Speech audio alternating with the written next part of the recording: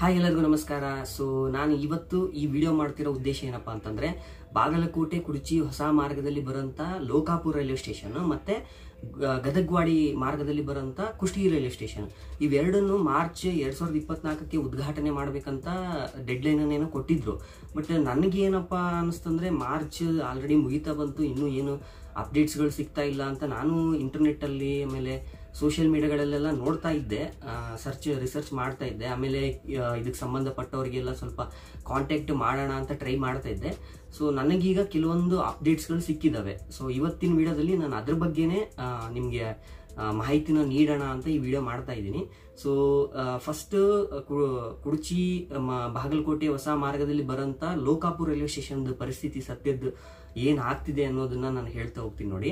So ನಾನು ನೋಡಿದ್ದಂತ recent ವಿಡಿಯೋಸ್ಗಳನ್ನ ನಾನು ಯೂಟ್ಯೂಬಲ್ಲಿ ನೋಡಿದೆ. ಅಲ್ಲಿ ನೋಡಿರೋ ಪ್ರಕಾರ ಏನಾಗಿದೆ ಅಂತಂದ್ರೆ, ಈಗ ನಿಮ್ಗೆ ಬಾಗಲಕೋಟೆ ಕುಡಚಿ ಮಾರ್ಗದ Lokapur railway station construction related ಕೆಲವೊಂದು ಫುಟೇಜಸ್ಗಳು ಸಿಕ್ಕಿದಾವೆ ನೋಡಿ. ಈ ವಿಡಿಯೋದಲ್ಲಿ ತೋರಿಸ್ತೀನಿ ಅದನ್ನ.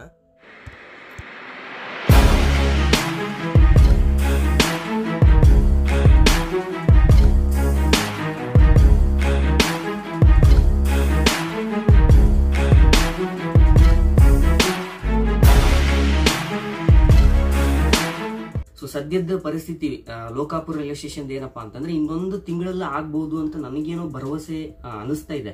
ಸೊ ಅಲ್ಲಿ ಆಗ್ತಿರೋಂತ ಕನ್ಸ್ಟ್ರಕ್ಷನ್ಗಳೇನು ತುಂಬಾ ಫಾಸ್ಟ್ ಆಗಿ ಆಗ್ತಾ ಇದಾವೆ. ಸೊ ಆಮೇಲೆ ರೈಲ್ವೆ ಟ್ರ್ಯಾಕ್ ಅನ್ನ ಏನೋ ಕಜ್ಜಿಡೋಣಿಯಿಂದ ಲೋಕಾಪುರದವರೆಗೂ ಹಾಕಿದಾರಂತೆ. ಆಮೇಲೆ ಸ್ಪೀಡ್ ಟೆಸ್ಟ್ ಇನ್ನೂ ಮಾಡಿಲ್ಲ. ರೈಲ್ವೆ ಟ್ರ್ಯಾಕ್ ಏನೋ ರೆಡಿ ಮಾಡಿದ್ದಾರೆ, ಬಟ್ ಸ್ಪೀಡ್ ಟ್ರಯಲ್ ಟೆಸ್ಟ್ ಆಗಿಲ್ಲ. ರೀಸೆಂಟ್ ಆಗಿ ಇವರು ಕುತುಬುದ್ದೀನ್ ಕಾಚಿ ಅನ್ನೋರು ಈ ರೈಲ್ವೆ ಡೆವಲಪ್ಮೆಂಟ್ ಕಮಿಟಿ ಅವರು ಅಂದ್ರೆ ಸಂಘದ ಹೋರಾಟಗಾರರು. ಸೊ ಅವರು ತುಂಬಾ ಹೋರಾಟನ ಮಾಡ್ತಿದ್ದಾರೆ, ಈ ರೈಲ್ವೆ ಲೈನ್ ಆದಷ್ಟು ಬೇಗ ಪೂರ್ಣಗೊಳ್ಳಲಿ ಅಂತ ಹೇಳ್ಬಿಟ್ಟು. ಸೊ ಅವರು ಕಟ್ಟೆಚ್ಚರವನ್ನು ಸಹ ನೀಡಿದ್ದಾರೆ.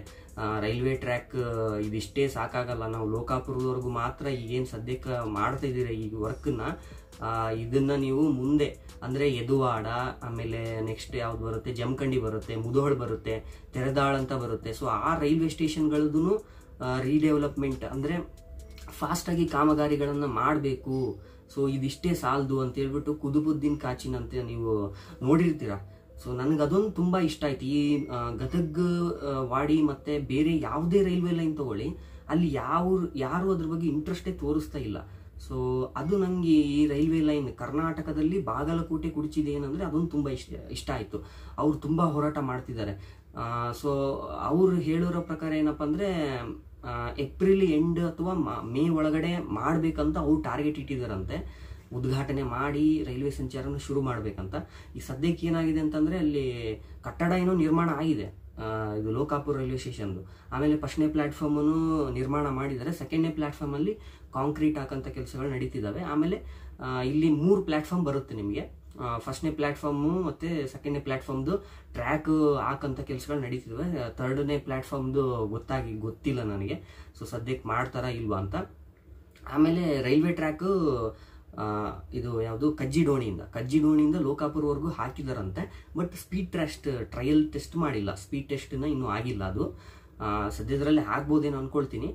ಮೇ ಬಿ ಈಗ ನನಗನ್ಸೋ ಪ್ರಕಾರ ಏಪ್ರಿಲ್ ಎಂಡ್ ಅಥವಾ ಮೇ ತಿಂಗಳಲ್ಲಿ ಆಗ್ಬೇಕಿದು ಉದ್ಘಾಟನೆ. ನೋಡೋಣ, ನೆಕ್ಸ್ಟ್ ಅಪ್ಡೇಟ್ಸ್ಗಳು ಸಿಕ್ತೆ ವಿಡಿಯೋ ಮಾಡಿ ಹಾಕ್ತೀವಿ. ಇವ್ರು ಇಷ್ಟೊಂದು ಹೋರಾಟ ಮಾಡ್ತಾ ಇರೋದ್ರಿಂದನೇ ಅತಿ ಹೆಚ್ಚು ಅಂದ್ರೆ 400 ಕೋಟಿ ಬಿಡುಗಡೆ ಮಾಡಿದಂತ ಏಕೈಕ ಹೊಸ ಮಾರ್ಗ ಇದು ಕರ್ನಾಟಕದಲ್ಲೇ. ಇವ್ರು ಬಿಡಲ್ಲ.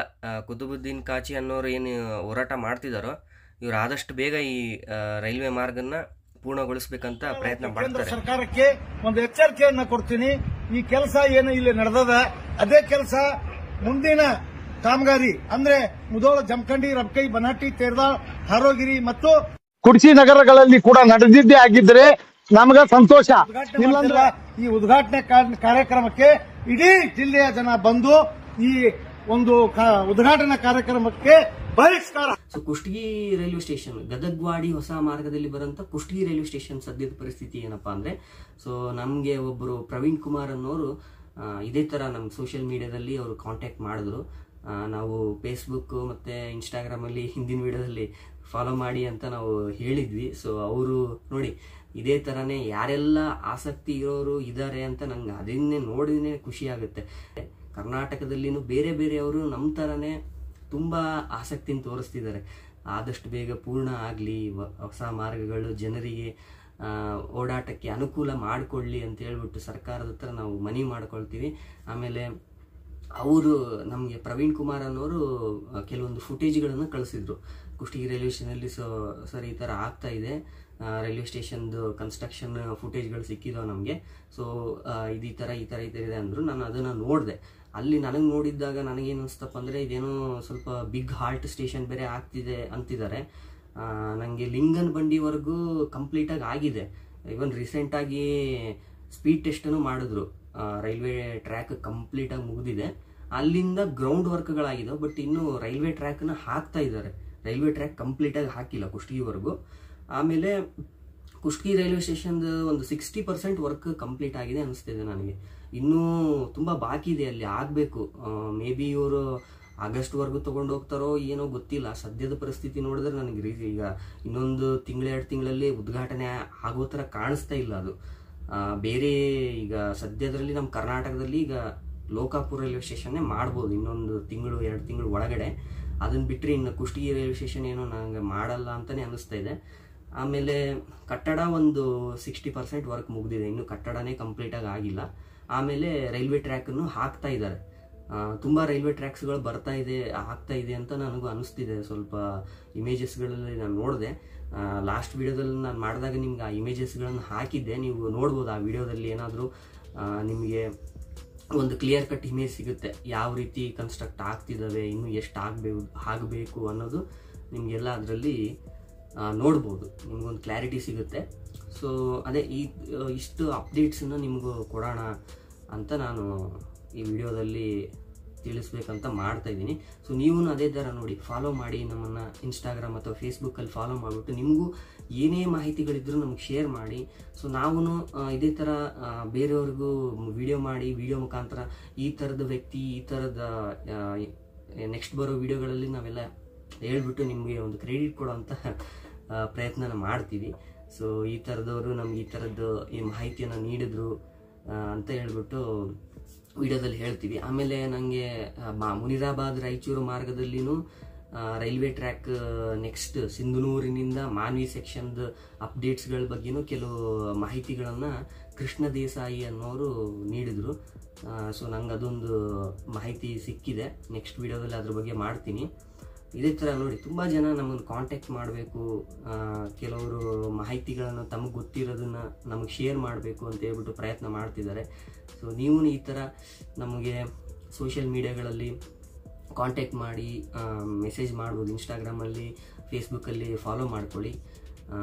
ನಿಮ್ಗೇನೇ ಗೊತ್ತಿದ್ರೂ ಮಾಹಿತಿನ ನಮಗೆ ಶೇರ್ ಮಾಡಿ, ತುಂಬ ಹೆಲ್ಪ್ ಆಗುತ್ತೆ.